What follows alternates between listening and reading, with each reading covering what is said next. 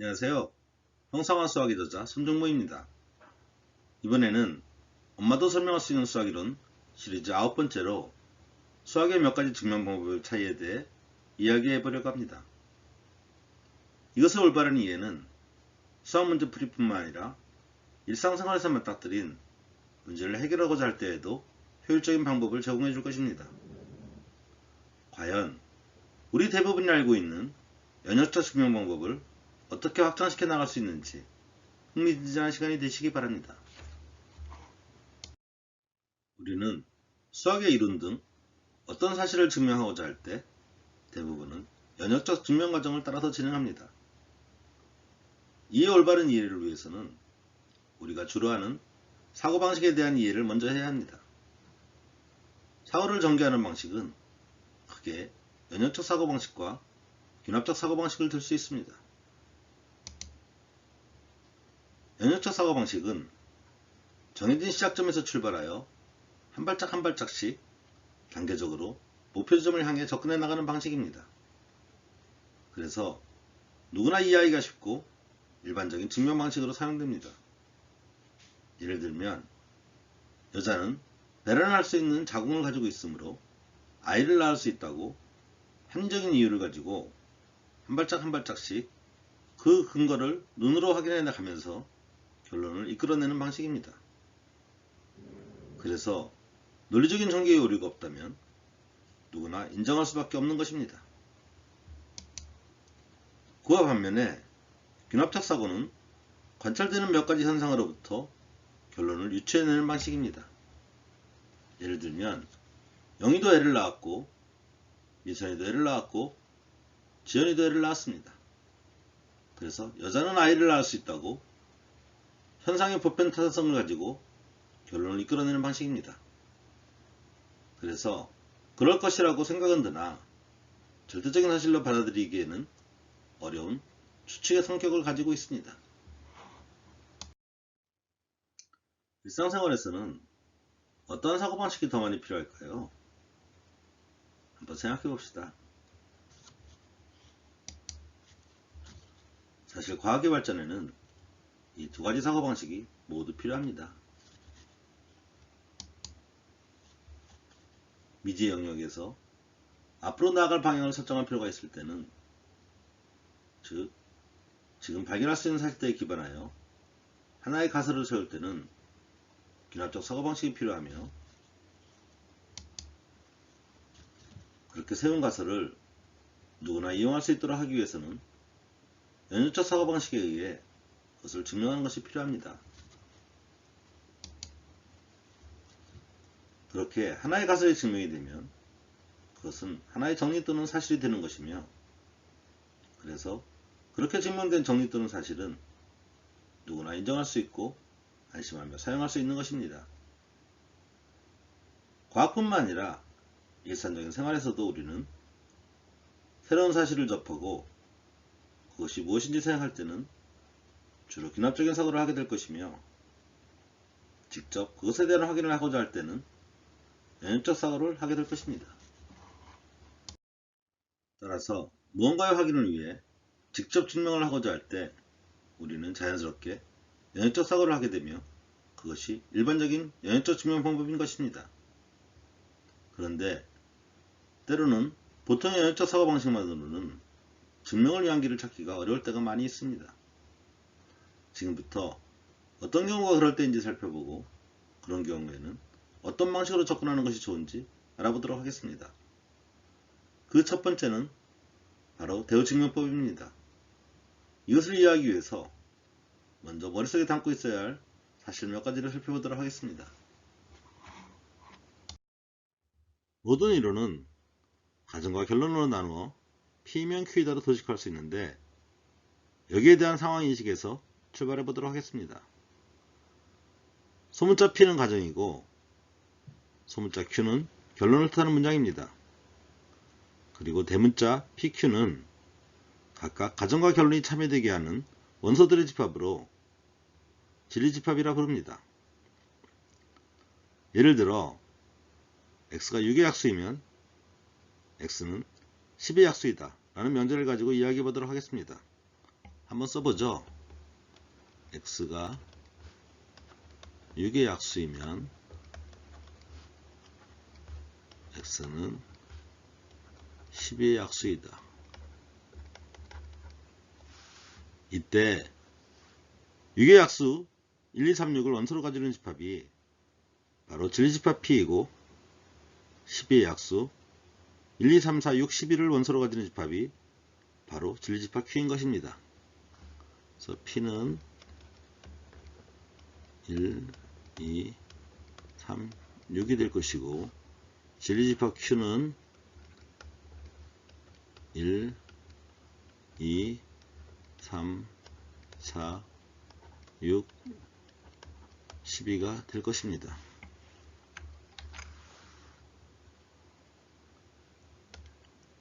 주어진 이론이 참일 경우 벤 다이어그램을 이용하여 이 진리집합 간의 관계를 형성하면 오른쪽 그림과 같습니다. 진리집합 P가 진리집합 Q에 포함되는 관계가 표현된 것입니다. 그런데 이 상황을 안쪽에서 밖으로 향하는 것이 아니라 반대로 밖에서 안쪽으로 향하게 해석하면 이와 같이 됩니다. 같은 상황이지만 보여지는 모습은 Q의 여집합이 P의 여집합에 포함된 형태입니다. 이는 바로 대음형제 Q가 아니면 P가 아니다의 진리집합 관계를 표현한 것과 같습니다. 즉, 이 두 가지는 같은 상황에 대해 바라보는 방향에 따라 표현 방법만 다른 것입니다. 즉, 원명제 P면 Q이다와 대음형제 Q가 아니면 P가 아니다는 서로 동치인 것입니다.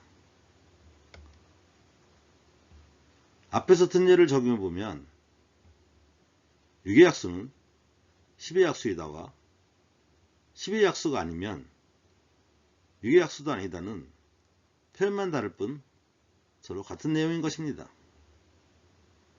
그런데 어찌됐든 가는 길이 다르므로 실제 증명을 할 때는 상황에 따라 어느 길이 더 효율적인지 결정해야 되는 것입니다.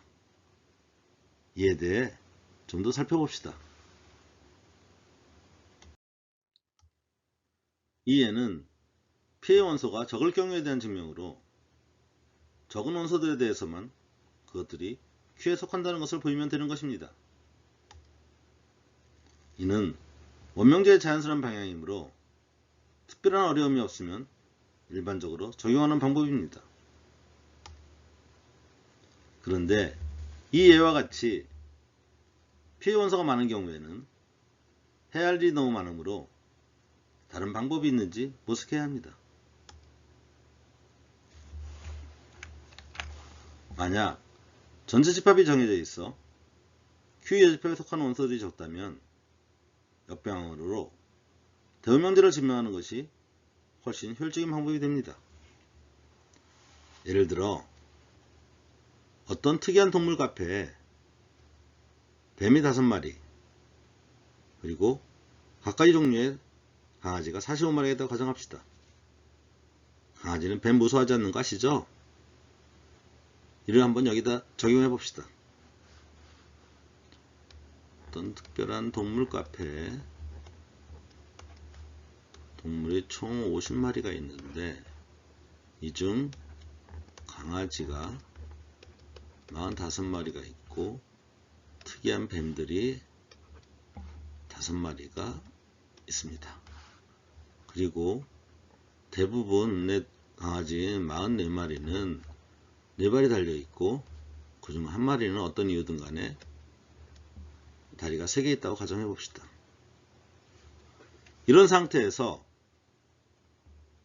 여기에 있는 4발 달린 동물은 모두 강아지이다 를 증명해야 한다고 한다면 원명제를 증명할 경우 최소한 45마리를 다 조사해야 하지만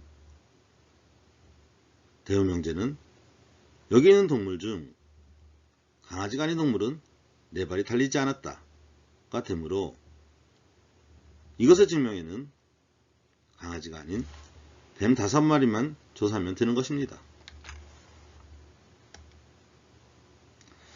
이 내용을 좀 더 단순화하여 집합관계로 바라봅시다. 이렇게 전체 집합이 정해져 있는 경우 Q를 규정하면 나머지 Q의 여집합이 자동으로 결정되어지고, 반대로 Q의 여집합을 규정하면 마찬가지로 나머지 Q가 자동으로 결정되어집니다.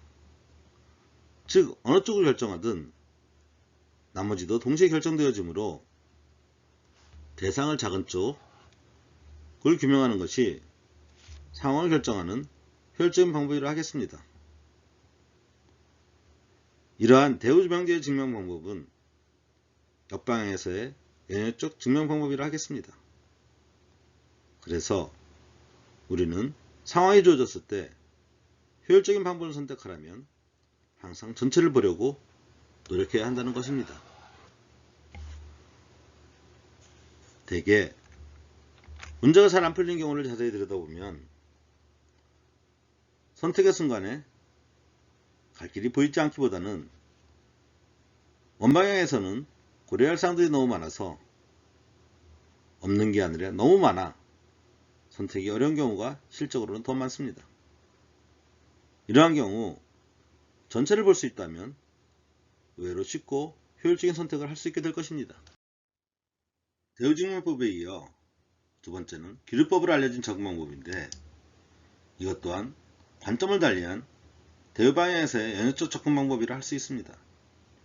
다만 대개 가정이 명시적으로 표시되지 않아서 명제로 성립하게 하는 기존 사실들을 담고 있는 표본공간 자체를 가정으로 삼는 경우입니다. 즉 주어진 명제의 결론을 부정할 경우 현재 명제가 존재할 수 있는 기준이 되는 표본공간의 체계에 반드시 오류가 생기게 됨을 보여 현재 표본공간 내에서는 주어진 명제가 참이될 수밖에 없음을 보이는 것입니다. 이러한 표본공간은 명제 P면 Q에다가 참이됨을 증명함으로써 기존 표본공간에 결론 Q가 더해져 점점 확장되어져 가는 것입니다. 어찌 보면 전체 집합에 해당하는 전체 공간, 유니버스란 우리가 믿고 따르는 세상의 진리 또는 규칙이 통용되는 공간이라 하겠습니다.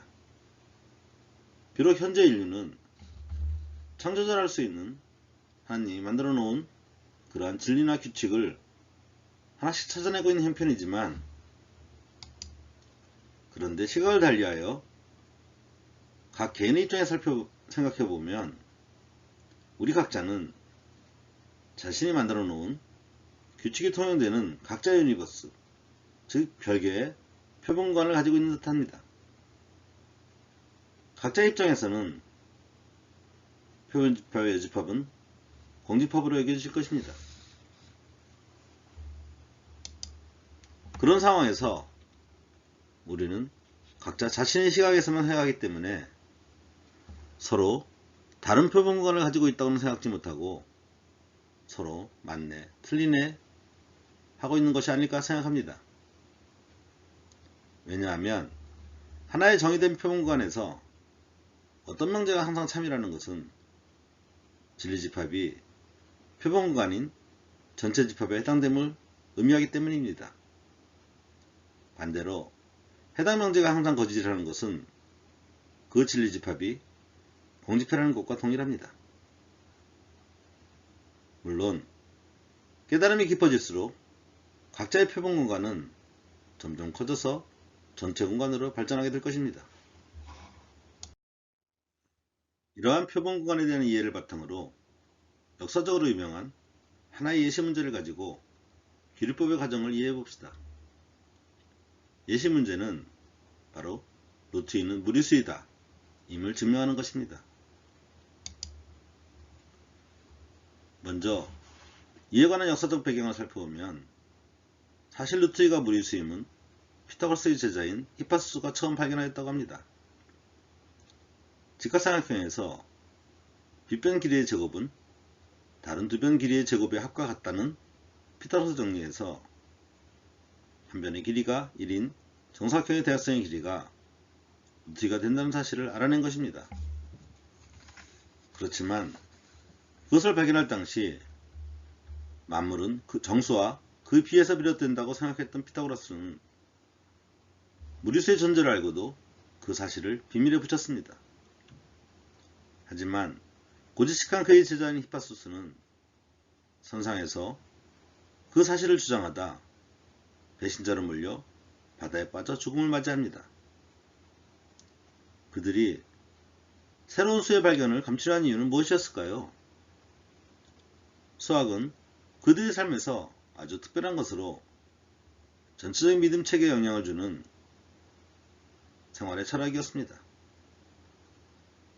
우주는 근본의 수이며 정수와 이들의 비, 유리수로 모든 것을 나타낼 수 있다고 믿었습니다. 그래서 다른 수가 존재한다는 것의 필요성을 받아들여야 하지 않았던 것입니다. 따라서 히파소스가 정사각형의 대각선을 표현할 수 있는 수가 유리수에서는 존재하지 않는다는 것을 보이자 그들은 큰 혼란에 빠졌고 급기야 히파소스를 죽음에 이르게 한 것입니다. 잠시 문제의 배경을 살펴보았으니 본론으로 들어가 보죠. 문제를 해석해보면 특별한 다른 명시가 없으므로 현재 투영되고 있는 수의책에 대한 표본 공간이 전제되고 있음을 알 수 있습니다. 즉 이는 명제 P면 Q이다에서 가정 P에 대한 묵시적 해석이라 하겠습니다. 이제 결론을 부정하면 가정으로 깔린 표본 공간에 모순이 생기는 기류법 증명의 예를 살펴보도록 하겠습니다. 루트 2가 유리수라고 가정하면 루트 2는 이치를 표현하는 방법인 분수 형태를 표현할 수 있어야 하므로 a분의 b, 여기서 ab는 서로소, 인 기하분소로 나타낼 수 있어야 합니다. 그리고 이 식의 양변을 제곱하여 정리하면 2의 제곱은 b제곱이 되므로 b제곱은 짝수, 그리고 홀수의 제곱은 홀수이므로 b 또한 짝수일 수밖에 없습니다. 그래서 b를 2k로 놓고 주어진 식을 정리하면 a제곱 또한 2k제곱이 됩니다. 그러면 a제곱은 짝수가 되므로 a 또한 짝수가 되는 것입니다. 이 경우 a분의 b가 기하분수가 아니게 되므로 이것은 표본공간상의 수의체계 이론의 모순을 불러일으키게 됩니다. 따라서 결론의 부정인 루트 2가 무리수가 아니다, 즉 유리수라는 가정은 거짓이 되는 것입니다. 즉 루트 2는 유리수가 될 수 없으며 현재 실수의 체계상 무리수여야만 하는 것입니다. 그런데 이와 같은 기류법은 현재 자신이 속해 있는 표본 공간을 인식할 수 있게 한다는 접근 방식이라 하겠습니다. 알아본 바와 같이 어떤 명제 P면 Q에다가 참이라는 것을 원방향에서 증명하는 것 대신에 대우방향에서 접근하여 그것의 결론을 부정할 경우 가정이 모순됨을 증명하는 접근 방식입니다. 즉 대우명제인 Q가 아니면 P가 아니다가 참임을 증명하는 것인데 P의 여집합을 인식하려면 P 자체를 인지해야 하니까요. 이제 이런 생각을 가지고 기류법의 사전적 정의를 살펴보죠.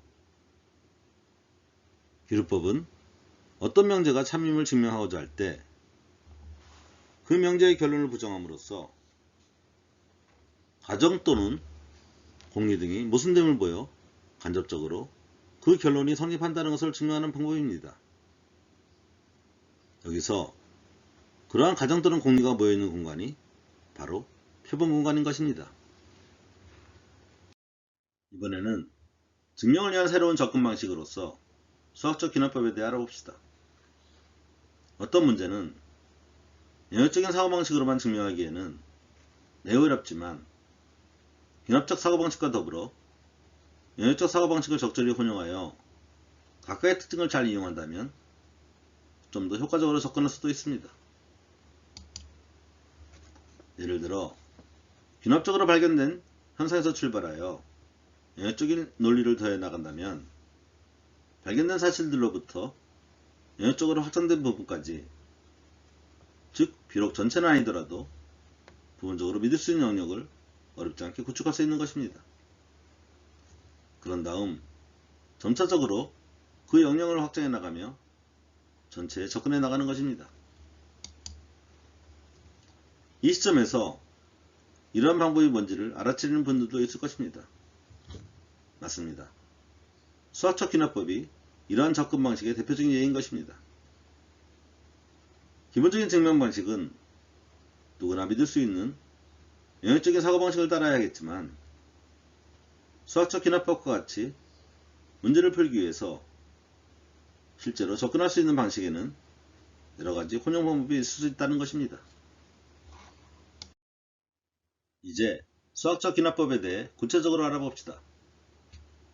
용어의 의미를 살펴보면 수칙의 의미를 담고 있는 귀납적이란 말 앞에 수학적이란 믿을 수 있는 말이 붙어 있으니 추론에 확실성을 더한다는 뜻을 내포하고 있다 하겠습니다.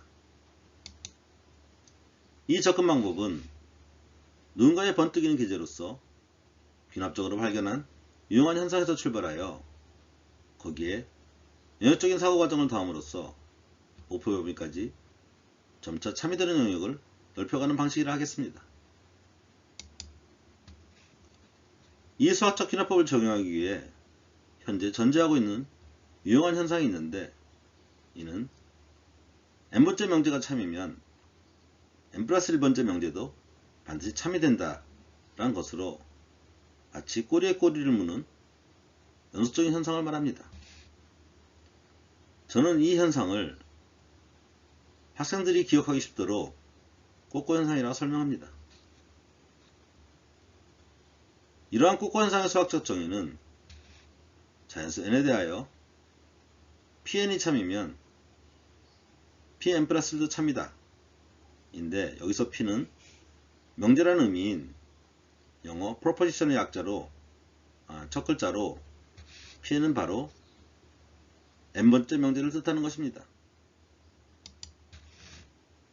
즉 어떤 이론을 증명하고자 할 때 먼저 이 꼬꼬 현상이 적용된다는 것을 증명한 후에, 그리고 초기값 첫 번째 명제 PA가 참이라는 것을 보인다면 그 이후에 뒤따르는 모든 A 이상의 n에 대하여 명제 Pn은 참이다 라는 것이 증명되는 것입니다.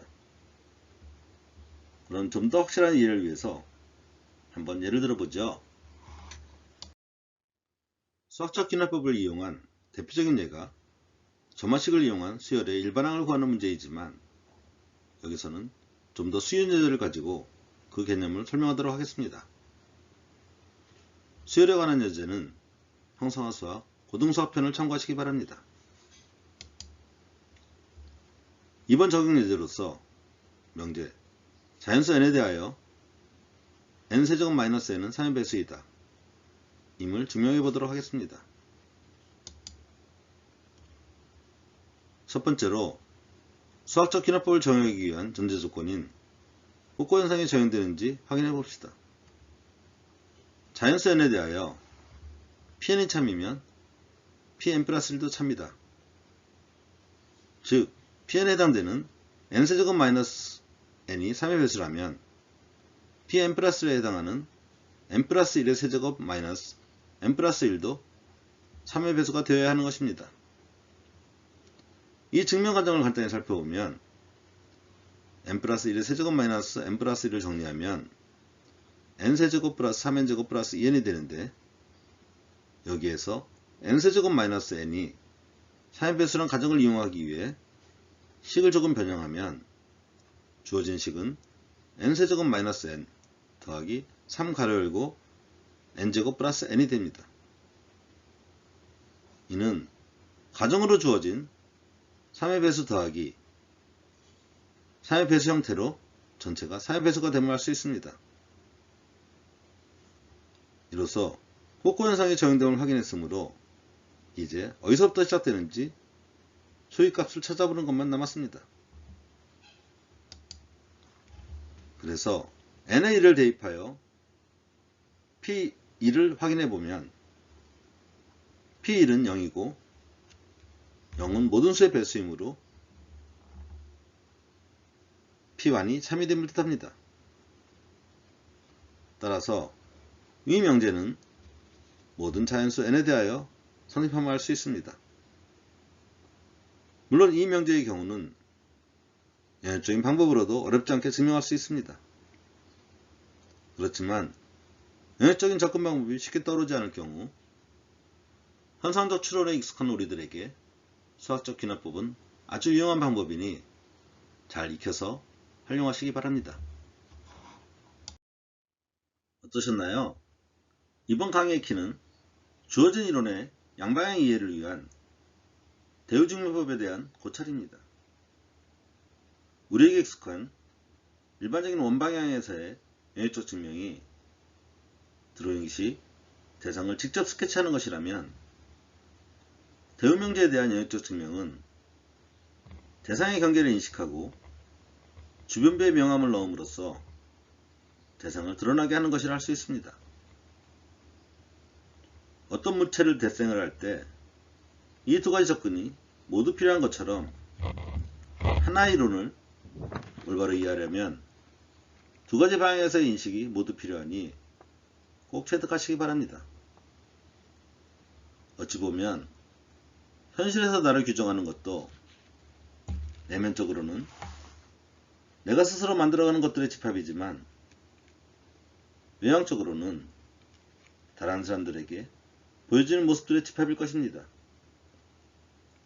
그리고 이 두 가지 갖춰져야 한쪽에 치우치지 않은 현실의 나를 규정할 수 있는 것과 같은 이치를 할 것입니다.